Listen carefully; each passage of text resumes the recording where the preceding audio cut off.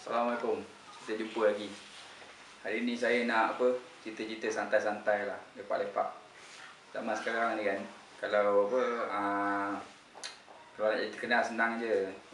Sekarang ni dah ada zaman YouTube ni kan.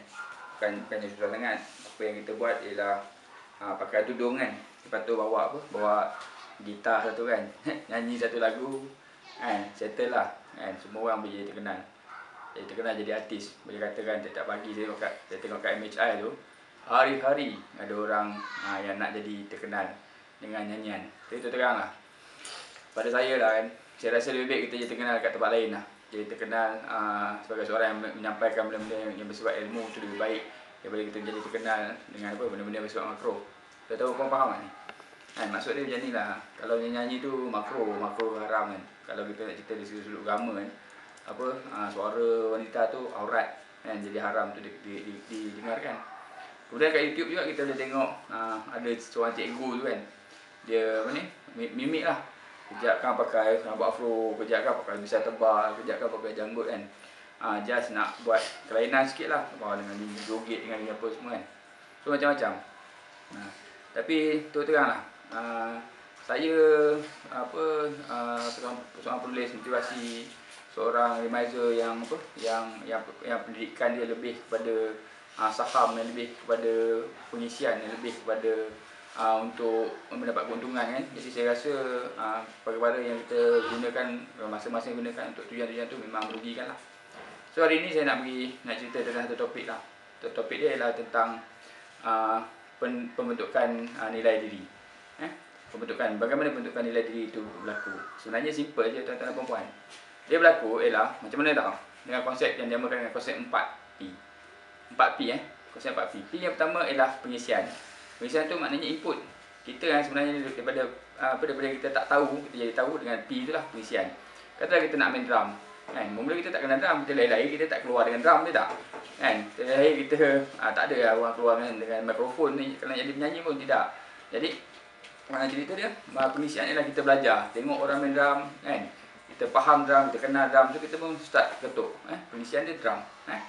Jadi nombor 2, P yang kedua ialah pengulangan. P yang kedua ialah pengulangan, iaitu kita menjalankan main drum tu berulang-ulang. Dum-dam berulang-ulang. Jadi dalam Al-Quran pun sendiri, kalau perasan dalam surah-surah dalam Al-Quran, Allah Ta'ala bila menerangkan sesuatu tu, dia akan menerangkan dengan cara yang berulang. Kat surah ni ada, kat surah ni ada, kat surah ni ada. Sebab kita manusia ni kan, buat kata Mahathir tu kan, Melayu mudah lupa. Jadi kita senang lupa. Jadi that's why kita kena buat sesuatu dengan berulang-ulang. Kalau kita tengok orang berkawat dia berulang, orang menari dia berulang-ulang, orang buat latihan itu ini dia berulang-ulang. Jadi yang kedua, P kedua ialah untuk melakukan ni berulang-ulang kali. P yang ketiga ialah pengukuhan.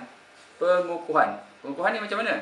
Pengukuhan ni ialah kita belajar daripada cikgu, daripada sifu, kita belajar daripada YouTube, kita belajar daripada video, kita belajar daripada orang-orang mentor-mentor. Buat kata Azizan Osman pun sibuk dengan sistem mentor, sistem coaching.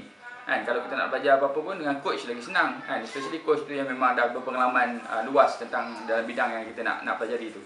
Last sekali, P yang keempat ialah penerapan. Jadi penerapan ni ialah kadang-kadang katalah seseorang itu ingin belajar menari. Jadi ada 5 orang yang belajar menari. Penerapan tu maknanya seorang tu dapat menari, dapat pandai menari dalam masa sebulan. Seorang tu 2 bulan, ada seorang tu 5 bulan. Dia punya kepandaian tu berbeza-beza. Ada orang pengisian dia cepat, ada orang pengulangan dia rajin buat latihan, ada orang pengukuhan, ada mak atau bapa dia, ada cikgu yang pada program-program yang mengajar dia untuk dapat tangkap benda cepat. Jadi dia jangka masa yang singkat dia pandai menari. Dan orang yang seterusnya ada juga yang jenis P yang pemalas. Jadi dia tak bila-bila pun dia tak pandai menari. Macam anak saya seorang tu kan. Sampai bila-bila pun dia tak pandai menari kan. Pasal apa? Sebab malas, asyik nak tidur je ingat dia kan. Tak adalah saya gurau-gurau saja kan. Terasa pula anak saya nanti.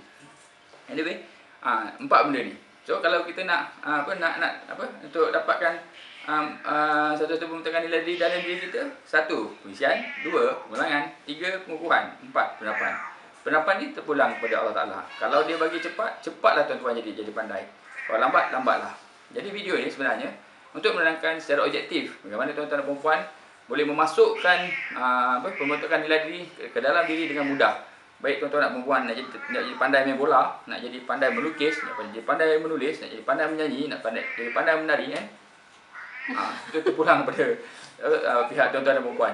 Tuan-tuan dan perempuan boleh semua ni boleh dipelajari.